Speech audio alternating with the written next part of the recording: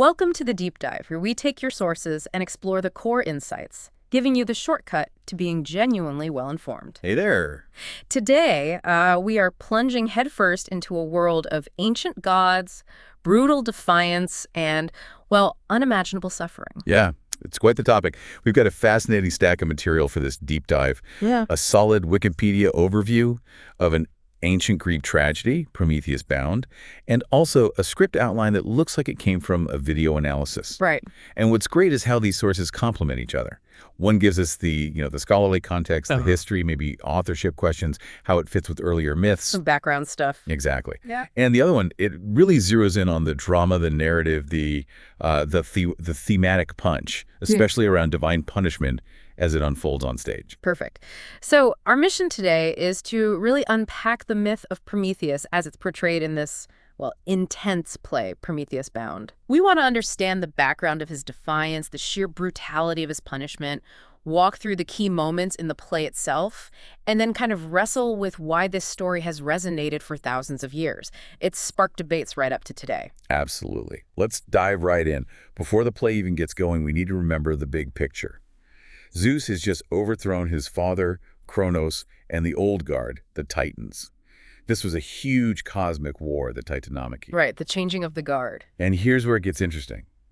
Prometheus, who is a Titan himself, actually sided with Zeus in this fight. He was crucial to Zeus winning. Yeah, it's kind of ironic, isn't it? He helped put Zeus on the throne, but then once Zeus is the undisputed king, he apparently decides humanity is surplus to requirements. That's basically it. His plan is simple. Wipe out humankind and start over. Wow. And this is the pivotal moment. This is where Prometheus steps in.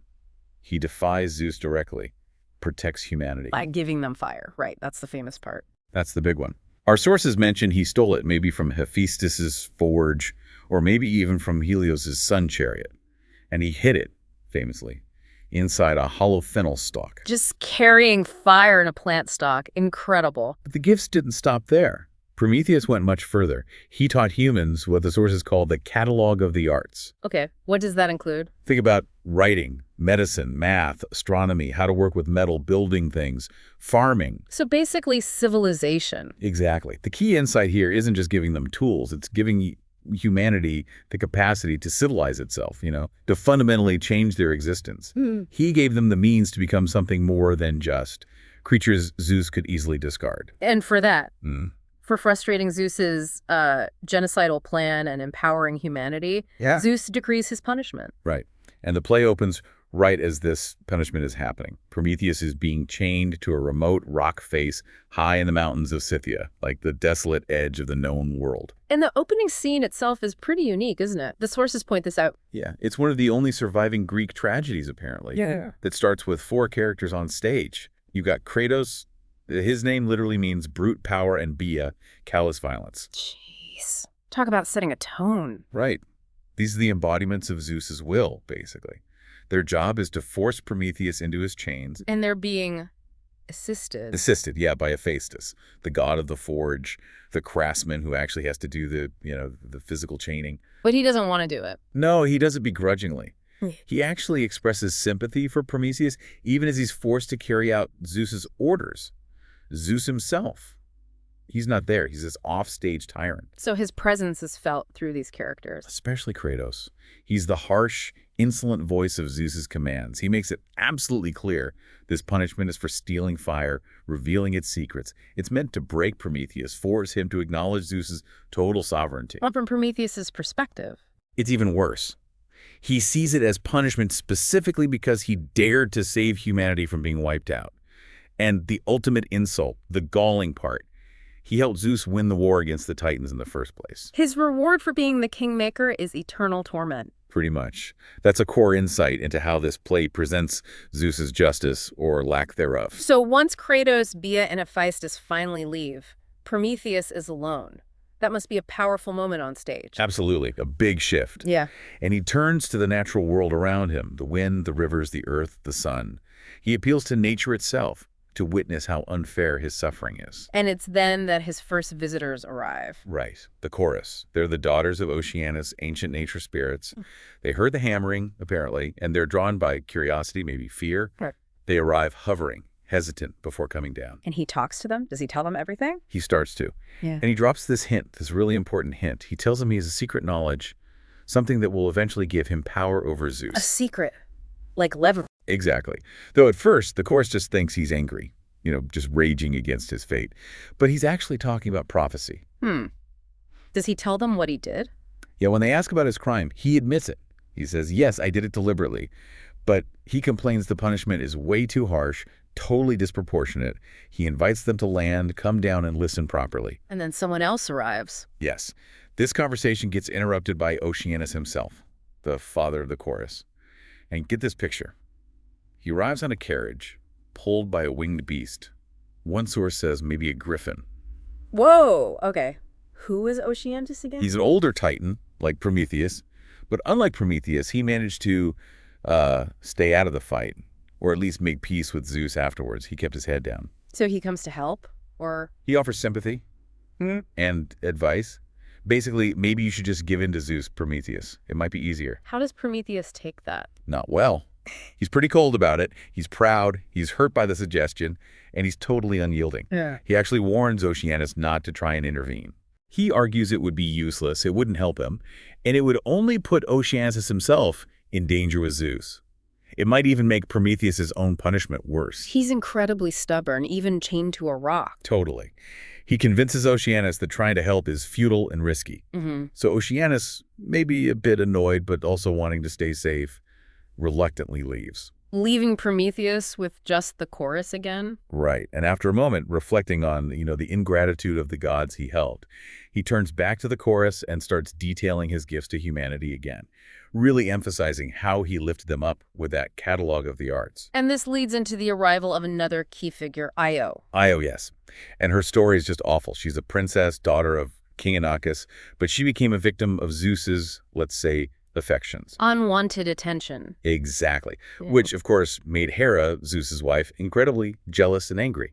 So Hera turns Io into a heifer, a cow. Just like that. And sends a tormenting gadfly to constantly sting her, driving her mad. After Hera's watchman Argus gets killed by Hermes, Io is just left to wander endlessly across the earth, tormented by this fly. It's horrific. So she just wanders onto the scene. Driven there, yeah. And Prometheus knows her story already. And she recognizes him, too, as someone who helped humans. There's this immediate, profound connection. Both victims of Zeus, essentially. Directly. Both suffering immense torment because of Zeus's actions, whether it's his lust or his anger. The chorus must be horrified. Completely. They ask to hear Io's story, her past wanderings, and Prometheus lets her tell it. And, yeah, the chorus is shocked, saddened by everything she's been through. Do they ask about her future? They do. They ask Prometheus to tell them where she's going next, what's still to come. But he hesitates. He knows it's just more pain for her to hear. But there's a twist here, right? Something about Prometheus' own fate. Yes, this is crucial. During this exchange, the prophecy comes out. Prometheus, who knows the future, reveals, and Io learns, that eventually, far in the future, Prometheus himself will be freed. By who? By a descendant of Io. Their fates are suddenly deeply intertwined. Wow. So the chorus must be dying to know more. Oh, yeah. They basically represent us, the audience, right? They ask Io, okay, would you rather hear the rest of your own future wanderings? Or do you want to know the name of the descendant who will eventually rescue Prometheus? What does she choose? Well, the chorus jumps in and says, we want both. Naturally. So Prometheus delivers the prophecy. He foresees Io's relentless journey finally ending way down by the river Nile. There, Zeus will finally restore her human form. Some relief at last. Some. And there, she'll have a son, Epanthus. Yeah. And his descendants will include kings. And way, way down that family line, there will be one particular descendant who finally frees Prometheus from his chains. Does he name him? The play itself doesn't explicitly name him, no. But our sources point out that other myths make it clear this rescuer is Heracles, Hercules. Got it. So Io hears all this. The terrible journey still ahead, but also this glimmer of hope for her descendants and for Prometheus. And then she leaves. Yeah, still tormented by that gadfly, she departs. And her departure really marks a turning point in the play's mood. How so? With Io gone, Prometheus makes this incredibly bold declaration. He basically shouts defiance at the universe. He proclaims that no matter how powerful Zeus seems now, his reign will eventually end. He's saying Zeus isn't forever. Exactly. He says he'll endure whatever Zeus throws at him, but it won't be eternal. Zeus's time will come. The chorus must be getting nervous. Understandably, they urge him to be careful, don't provoke the tyrant, but he just responds with even more defiance. He's completely unyielding. And word gets back to Zeus. Instantly. Zeus immediately sends his messenger, Hermes. Hermes arrives with a clear mission. Demand that Prometheus reveal the secret. The secret he hinted at earlier. Yes, the secret about the marriage that threatens Zeus's rule. Our sources strongly suggest this is the prophecy concerning the sea nymph Thetis. Thetis? Wait, isn't she Achilles' mother? That's the one. The prophecy was that she was fated to bear a son who would be greater, more powerful than his father. Oh, so if Zeus married her, his own son would overthrow him. Just like Zeus overthrew Kronos, who overthrew Uranos. It's the ultimate fear for Zeus' history repeating itself, his dynasty ending just like the previous ones. He needs to know who this woman is so he can avoid her. So Hermes is there to get that information? Is he negotiating? Not at all. He delivers Zeus' specific, terrifying threats if Prometheus refuses. He lays it out. First, a massive earthquake. Then the mountain itself will crumble and bury Prometheus alive. Buried alive forever. Well, not quite done. Then worst of all, Zeus will send an eagle every single day to tear out and devour his vital organs, usually said to be his liver. And because he's immortal, it will regenerate overnight, only for the eagle to come back the next day and do it all over again. Forever. This is Zeus's brutal justice in action. Swift, disproportionate, eternal agony. What does Prometheus say to that? He remains utterly defiant. He tells Hermes basically, I knew all this was coming. Bring it on. I'll endure it. He even warns the chorus, the loyal daughters of Oceanus, to step away, get clear, avoid being caught in the cosmic storm that's about to hit. Do they leave him? No. In a final act of loyalty, they refuse to abandon him, even knowing the danger. And then the end. The catastrophe erupts exactly as threatened. The stage directions must have been incredible. Earthquake, dust storm, jagged lightning, a whirlwind, the full power of Zeus unleashed. And Zeus blasts him. Where? Down into Tartarus. The deepest part of the underworld, like a cosmic super prison. And as he's being blasted down, Prometheus delivers his final line, appealing once again to nature, to the elements, to witness the profound injustice, the wrongs he's suffering. And then he's gone, along with the chorus. Vanished. Just like that. It's a stark, brutal, completely uncompromising ending. Leaves you reeling. Definitely. Okay, let's step back from the raw drama for a second. Our sources give us some important context here. Comparing this play, let's assume it's Aeschylus for now, to earlier versions of the myth, particularly Hesiod's poems like Works and Days and the Theogony. Right. Hesiod was like the source for a lot of Greek mythology back then. And Aeschylus, or whoever wrote this, makes some really significant changes from Hesiod, doesn't he? Big time. Hesiod, for instance, he kind of just reports Zeus's anger and Prometheus's punishment as facts. He doesn't really comment on whether it's fair or not. Just this is what happened. Pretty much. Aeschylus, though, frames Zeus's response as profoundly, intolerably unjust. The play clearly presents Prometheus's actions helping humanity as righteous. That's a huge difference from Hesiod here, who just states Zeus's anger as justification enough. This moral critique feels very Aeschylean. And what about the punishments themselves, the chaining and the eagle? That's another key difference. In Hesiod, from what we can tell, the chaining and the daily eagle attack seem to be presented together, maybe as part of the same initial punishment. Okay. But Aeschylus splits them. In this play, the chaining is the first punishment for the fire and the arts, that horrific eagle torture. That only comes after Prometheus refuses to reveal the secret about Thetis to Hermes. Ah, so it's punishment for his continued defiance. Exactly. It shows it's a consequence of his unbroken will, his refusal to yield even after the initial torment. That really sharpens the dramatic focus on his defiance. And didn't Hesiod sometimes paint Prometheus as more of a trickster? Maybe even someone who brought trouble to humans, like with Pandora? Yeah, Hesiod's Prometheus can be seen more negatively cunning, maybe causing problems. And Pandora, who releases all the evils into the world, is often linked directly to Prometheus's actions in Hesiod's version as Zeus's revenge on humanity. But in this play, Aeschylus deliberately shifts the focus. Here, Prometheus is primarily the noble benefactor, the champion of humanity, the one who even helps Zeus get power. Pandora is completely absent from this specific play. Interesting. Though one source does note she's part of the wider myth, sent later by Zeus as that cruel punishment to humans because of Prometheus. But in Prometheus Bound, the focus is squarely on Prometheus suffering for humanity, not causing their suffering. Okay, so You mentioned if Aeschylus wrote the play earlier. Let's tackle that, the authorship question. It's traditionally attributed to Aeschylus, right? Since antiquity. Correct. That was the standard view for centuries. But then, starting maybe the 19th century, certainly to the 20th, scholars started raising doubts. Based on what? Several things. Linguistic analysis was a big one. Scholars noted differences in the play's language, the meter, the vocabulary compared to the other plays we know Aeschylus wrote. There were also questions about, like, stagecraft techniques used. And thematic issues, too. Yes, that was a major argument. Some scholars, like Wilhelm Schmid back in the day, pointed out that in other plays, think the suppliants, or Agamemnon Aeschylus, seems to show Zeus with a certain respect, maybe even piety. Right. So the question became, how could the same playwright turn around and portray Zeus as such a brutal, almost petty tyrant in Prometheus Bound? It seemed inconsistent to some. Did they suggest anyone else might have written it? Yeah, M.L. West, a very respected classicist, argued quite strongly against Aeschylean authorship, and even suggested it might have been written by Aeschylus' son, Euphorion, who was also a playwright. Huh.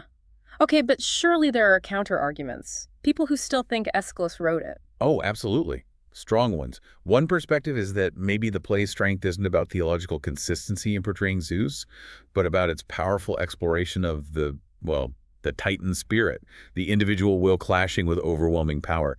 Maybe Aeschylus was just breathing new dramatic life into old myths in a different way here. And what about the Zeus portrayal specifically? The key counter-argument there involves the trilogy. Prometheus Bound is almost certainly just the first play of 3. Ah, right. The Prometheus trilogy. Exactly. So the argument goes, maybe Zeus is portrayed harshly here, the beginning, where the focus is squarely on Prometheus's unjust suffering. But his character might have evolved over the next 2 plays.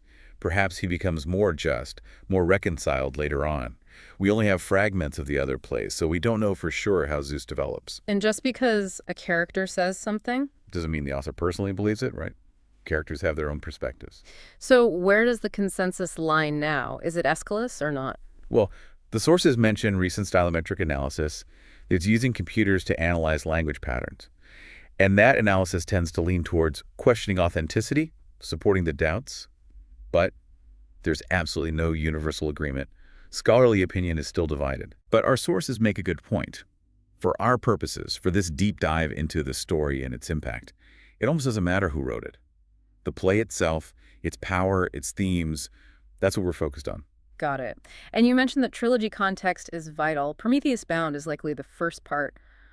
What do we know, or what do the sources suggest about the other 2 plays? So the trilogy is called the Promethea. After Prometheus Bound, the second play was likely Prometheus Unbound. Makes sense. From the surviving fragments, it seems this play depicted Heracles.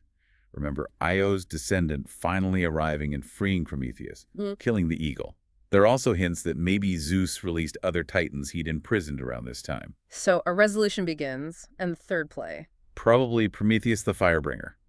The title's a bit debated, but the content likely involved a final reconciliation. Prometheus finally reveals that crucial secret about Thetis to Zeus. Allowing Zeus to avoid the marriage that would doom him. Right. And in return, Zeus fully reconciles with Prometheus. Maybe brings him back into favor. This whole trilogy structure suggests a much larger arc. The intense suffering in Bound is horrific, but within the full story, it might not have been the absolute final word. It leads somewhere. That context really changes how you might view the first play. It does. It suggests maybe a journey from tyranny towards a more stable, perhaps more just cosmic order. Now, thinking about the play's impact over time, how was it received? It was definitely known and popular in antiquity. Comic playwrights parodied it. Other tragedians alluded to it. We see scenes depicted on Greek vases from the period, so it made a mark. But its influence exploded later, didn't it? Oh, massively. Particularly with the Romantic writers in the late 18th and early 19th centuries. People like Goethe in Germany, Lord Byron in England. They strongly identified with Prometheus. Why him specifically? They saw him as this ultimate symbol of the defiant individual. The rebel spirit suffering for a cause, standing up against oppressive authority, whether that was political, religious, or societal. He really spoke to that romantic sensibility. And Percy Shelley. Percy Bysshe Shelley was hugely inspired. He wrote his own masterpiece, Prometheus Unbound, which directly picks up the story, drawing heavily on Aeschylus' themes, but giving it his own romantic, revolutionary spin. And this connection to modern thought, it goes beyond just literature, right? Absolutely. Prometheus has become this kind of proto-figure for a lot of core Western ideas.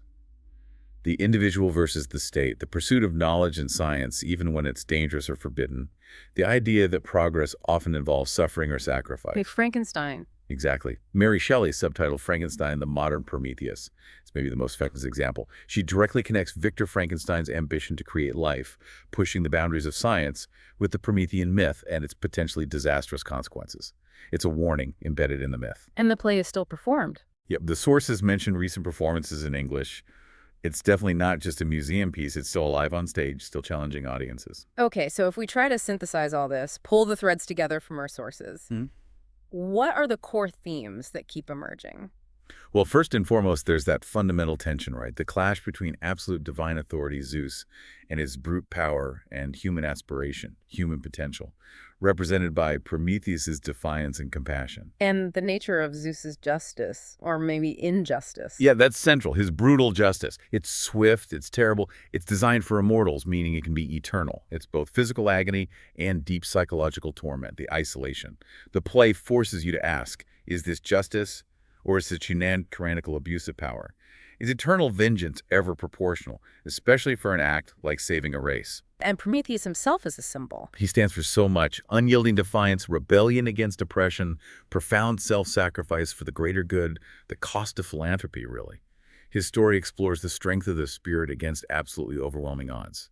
The sources mention a ring. Yeah, in some later versions of the myth, after he's eventually freed, Prometheus is made to wear a ring set with a piece of the rock he was chained to. It's like a permanent reminder, a scar, symbolizing the suffering he endured for others. And there's that double-edged aspect for humanity too, isn't there? The gift of fire brings civilization, knowledge, progress. But the wider myth includes Pandora, sent by Zeus as revenge, releasing suffering and evils into the world. So divine vengeance brings a curse alongside the gift. Progress isn't simple. So the myth really challenges us. If gods are all-powerful, does that automatically make them right? Does compassion warrant eternal agony? Exactly. This play, especially, pushes back hard. It dares to question the morality of the gods themselves, confronting the potential dark side, the tyranny within absolute power as the ancient Greeks conceived it. It's fascinating how relevant those questions still feel. This deep dive really shows that Prometheus Bound is so much more than just an old story about a titan getting punished. Absolutely. It's a complex, profound exploration of power, justice, suffering, defiance, and the very essence of the human, or perhaps the striving spirit. It continues to resonate for a reason. It really does. And considering that terrible price Prometheus paid for bringing knowledge, fire, civilization to humanity, it leaves you with a powerful thought to ponder, doesn't it? Does progress always demand such a terrible cost? Or is standing up against what you perceive as tyranny inherently worth whatever suffering might come your way? What modern parallels can we draw from Prometheus' stand today? Lots to think about there. Definitely. Well, thank you for joining us on this deep dive into Prometheus Bound. We hope you keep exploring these big questions on your own.